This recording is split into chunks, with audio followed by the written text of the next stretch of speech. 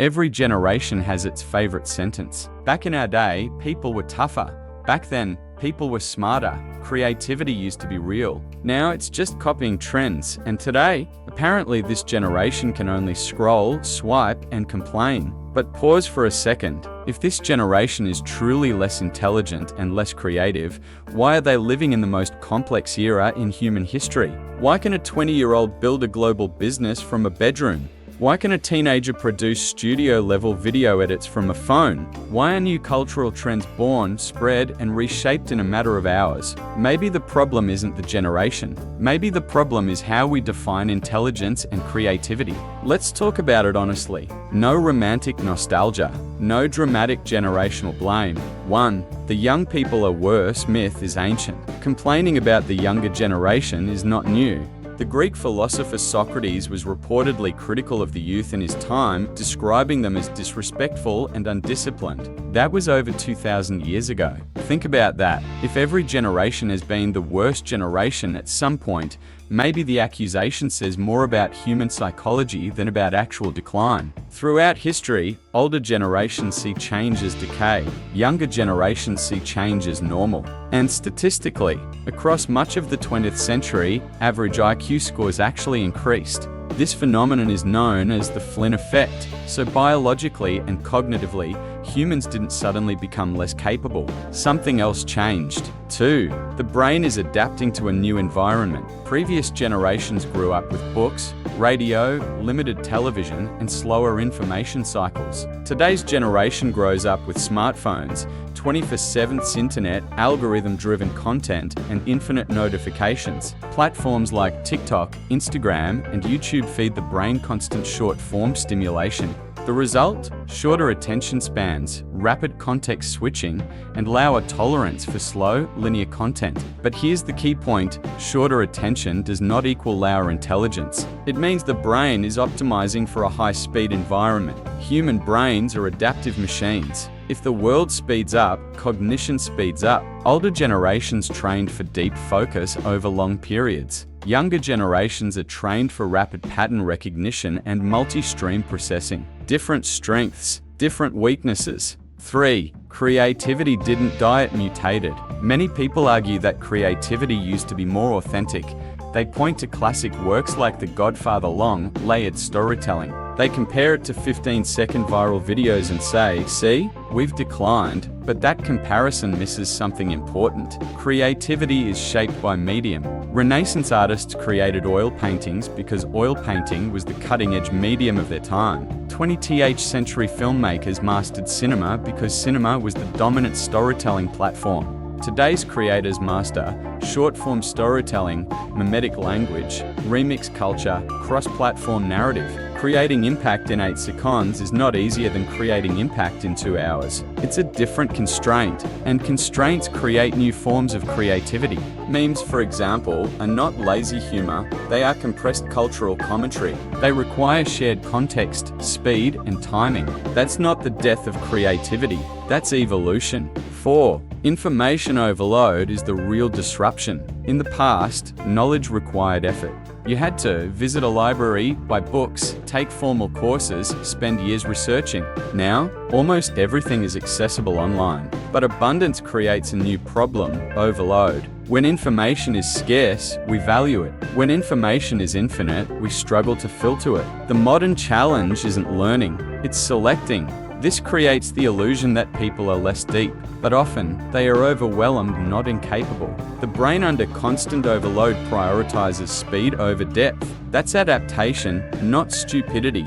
5. Education systems are outdated. Many school systems around the world still follow a model designed during the Industrial Revolution. Sit still, memorize information, repeat standardized answers, pass multiple choice exams. But the modern world demands critical thinking, creativity, collaboration, digital literacy, emotional intelligence. When institutions don't evolve as fast as reality, students disengage. And disengaged students don't look intelligent, not because they lack intelligence, but because the system doesn't reward the kind of intelligence they naturally develop. 6. Mental pressure is higher than ever. Previous generations faced wars, economic crises, and hardship, but they did not face constant global comparison. Today, social media exposes people to the wealth of strangers, the beauty standards of influencers, the success stories of entrepreneurs, the curated highlights of everyone else's life. This creates continuous social comparison. Anxiety, depression, and burnout have increased among younger populations. A mentally exhausted brain does not perform at full cognitive capacity. That's not lack of intelligence. That's cognitive overload under psychological stress. 7. Survivorship bias makes the past look smarter. When we think of past generations, we think of legends. We remember the greatest scientists, the greatest artists, the greatest inventors. But we forget the millions of ordinary people whose work and ideas were average. History filters out the mediocre. So when we compare today's average young person to yesterday's greatest icons, we create a distorted comparison. It's not fair. We should compare average to average, not average to extraordinary. 8. Technology makes things look easy. Today, someone can create music using software, design with iTools, launch a website in hours, edit cinematic video on a phone. Some interpret this as cheating, but tools have always evolved. The printing press made writing easier. Cameras made portrait painting less essential. Digital editing replaced physical film cutting. Technology doesn't eliminate creativity. It changes the tool set. If anything, it democratizes creation. More people can now express ideas, even if not all ideas are masterpieces. 9. Modern problems are more complex. The challenges facing today's generation are uniquely complex: artificial intelligence disrupting jobs, climate change, global economic instability, misinformation ecosystems, rapid technological displacement. Navigating this environment requires adaptability, systems thinking, digital literacy, emotional resilience. These are forms of intelligence that traditional metrics don't always measure. You can't solve algorithmic manipulation with memorized facts. You need cognitive flexibility. 10. Is there any real decline? Some recent studies suggest that IQ scores in certain countries have plateaued or slightly declined, but researchers debate the reasons: changes in testing formats, education system shifts, lifestyle factors, technology usage patterns. There is no solid evidence that humanity is biologically declining in intelligence. What we are witnessing is cognitive restructuring. The skills that matter are changing. 11. This generation is highly adaptive. Look at the rise of digital entrepreneurs. Teenagers today can monetize content, understand algorithms, build personal brands, learn coding online, collaborate globally. The creator economy didn't exist 30 years ago. Now it's a multi-billion-dollar global ecosystem. That doesn't happen if a generation lacks intelligence or creativity. It happens when a generation learns how to leverage its environment. They may struggle to read a 500-page book without distraction, but they can build a business using 5 platforms simultaneously. That's not stupidity. That's adaptive intelligence. 12. Nostalgia is biased. Human memory edits reality. We romanticize the past and exaggerate the present. We forget the boredom, the limitations, the lack of access. We remember the highlights. Meanwhile, we see today's flaws up close in real time. Nostalgia creates the illusion of decline, but often it's selective memory. 13. The measurement problem.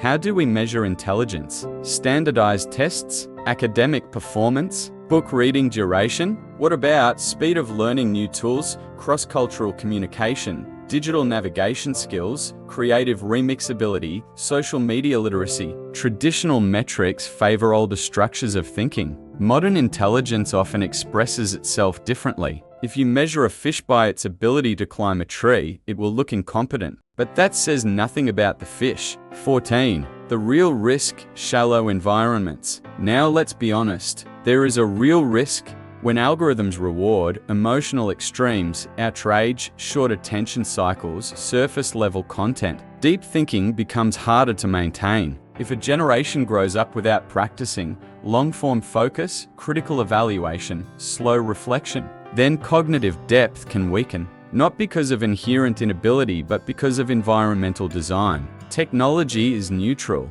but incentives shape behavior. And today's incentives often prioritize speed over depth. That's the real challenge. 15. The future belongs to hybrid minds. The next era will not reward pure nostalgia, pure speed, pure memorization. It will reward hybrid thinkers, people who can move fast when needed, think deeply when required, use without becoming dependent, filter noise without becoming isolated. The most successful individuals will combine old-school focus plus modern adaptability, depth plus speed, reflection plus execution. That's the winning formula. 16. So, is this generation less creative and less intelligent? The honest answer? No, but they are shaped by a different environment. Their intelligence expresses itself differently. Their creativity lives in different mediums. Their challenges are more complex. The danger isn't that they're less capable. The danger is that we don't help them build depth in a high-speed world. If we design better systems education, media, digital environments, their potential could surpass previous generations. Final reflection, maybe the real question isn't, why is this generation less intelligent and less creative? Maybe the real question is, have we built a world that rewards shallow behavior and then blamed young people for adapting to it? Every generation is a product of its environment, and this environment is faster, louder, more distracting, more interconnected, more unpredictable. If innovation still emerges in this chaos, if global movements start online, if teenagers build global brands, if new art forms are born every year, then maybe we are not witnessing decline. Maybe we are witnessing transformation. Human intelligence has never been static. It evolves. The tools change. The mediums change. The expressions change. And in a world this complex, adaptability might be the highest form of intelligence of all.